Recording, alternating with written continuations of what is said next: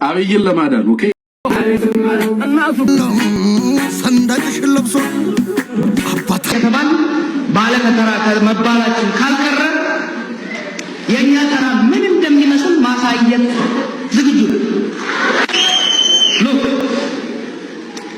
አሮጌዋ ኢትዮጵያ ተመለሰ። አምባገነናዊ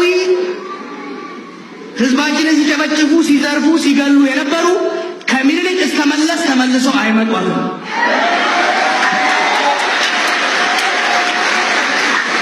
የዘራፊዎች የአፋኞች የገዳዮች ስርዓት ከነፍጠኛው እስከ ወያኔው ተመልሰው ኢትዮጵያ ላይ አይነግሱም።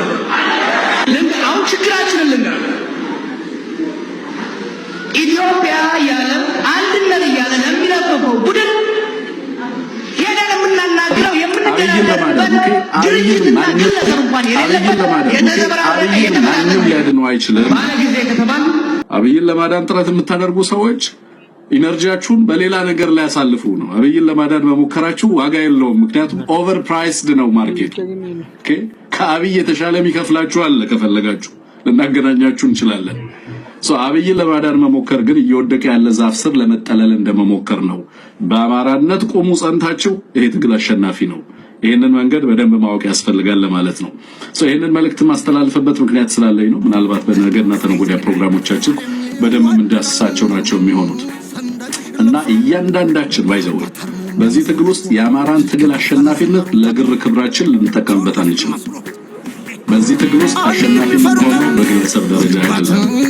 የኔ ጥቅም ገደል ይግባ ያሸናፊ የምንፈልገው የአማራ ኤወል ኢንተረስት ነው፣ ኮሌክቲቭ ኢንተረስት ነው።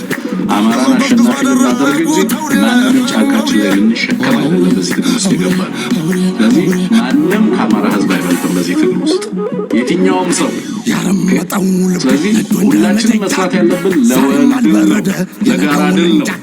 ሁላችንም አቅሞቻችን ሁሉ መሰባሰብ ካለባቸው በዛ ነገር እንዲሆን ማድረግ በደንብ ገንዘብ ያስፈልጋል ማለት ነው። ምናልባት ቤጋ አድርጌው ለማንኛውም ፕሮግራሙን ላስተዋውቃችሁና በርከት ያለ ጉዳይ